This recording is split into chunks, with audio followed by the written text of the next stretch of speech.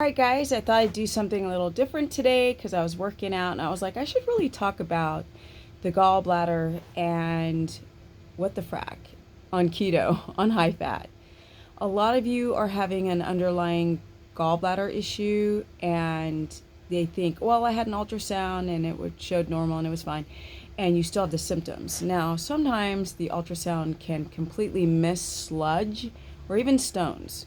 So the last thing that you guys need to consider is your symptoms, which is right side pain, middle of the stomach pain, nausea, bloating, or just an aversion to fat, or also gas, right? And some people have also shoulder blade pain and gassy, like farty.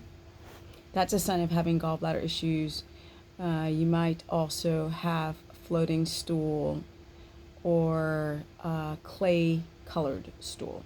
Now you can also have floating stool if you have leaky gut. So some people get confused because the symptoms are very similar.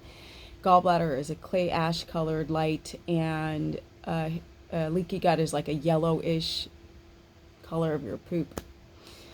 One of the reasons that people develop a gallbladder issue without thinking is that they're sitting at a desk all day long and they're sitting in this C shape without getting enough upper trunk circulation of your upper thoracic region, the spine. And you got to think about all your organs are encased right there in that lower thoracic area. And you're sitting at a desk all day, especially these days, okay, where people are inside. And you're sitting at a desk or you're sitting on a sofa, or you're sitting on a chair, and you learned over the years how to sit properly with pronated shoulders or anterior or posterior pelvic tilt, and boom, everything's smashed up in there. Your liver, your kidneys, but really your gallbladder really takes a hit with poor posture. So I want to show you some exercises, not just moving lymph and just exercising and breathing and walking, because walking, mild, easygoing walking is really great for that upper trunk circulation, but also getting the core back into realignment. So one of the things I think it's a great idea is to have somebody stand straight up and down and have somebody photograph your posture, because you're going to see your plumb line. That's your head, your ears, your jaw, your shoulders, and your hip. If that's not nice and straight, you're bent. You're sitting at a C straight, sitting, standing. Everything's squished. Those organs are squished, and that's a lot of the reasons why the liver doesn't function properly. Estrogen starts collecting in the liver.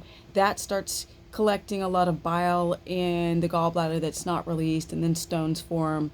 And people don't realize posture and exercise play a role outside of, people having like high blood sugar or insulin resistance or estrogen dominance, which are some of the main reasons why people develop gallbladder issues, and then they can't do like high fat, and then they're running towards either TUTCA or ox bile or taurine or glycine and all these digestive aids to, or magnesium citrate to try to dissolve the stones or sludge, or cleanses. These are some of the remedies people do to try to clean or clear out the whole biliary system of the liver, the kidney, and the gallbladder. But really, you can still sit crappy and not fix the problem because you don't have your core in alignment. So I wanted to go over a couple of exercises that you all can do.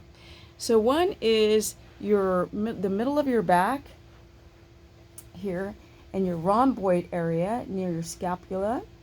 And people develop pronated shoulders where their shoulders are like rounded forward, and they don't even know that they're doing this. People don't get on the floor almost ever. I mean, we're on the floor like this when we're little kids, but we really need to learn how to use our body in a 360-degree way. So one way is to put your hands behind your head, right? Head face down, nice straight spine, hands behind your head. And you're just going to lift forward just a little bit and back down. Lift forward, head up, and back down. You can also put your arms in this position and lift up and back down. You really just hold it for 3 seconds. 1, 2, 3. Or 1, 2, 3. So that's one exercise. That's really, really cool. Now another exercise is going to involve the core all the way around. We've got back muscles, and we've got the back of the body, we've got the front of the body, and that's your core. The thoracic upper lumbar region of your body. So here's another really simple, great exercise for you guys that sit all day long or have taught your body to be sort of pushed forward. So here we go. We're going to get into a push-up position with shoulder feet apart. I've got weights here that I want to smack into. So nice straight spine, and you're going to come up with the hips and back down to resting position. Come up with the hips, hold, and back down to resting position. Super simple. Anyone can do this type of an exercise, right? So now we got another one, which is back extensions on a foam roller. So not only is a foam roller good to get out the knots, it's also good to address this weak core. So you always want to make sure, see how that spine is nice and straight, right? So I'm going to roll this forward, right? I take my arms behind my head and come back, and I'm going to come up. So I'm using a little bit of my abdominal wall, but I'm also using my back muscles, right? I can also cross my hands like so and come back and up into a nice straight supine, not supine, but nice straight spine, back and up.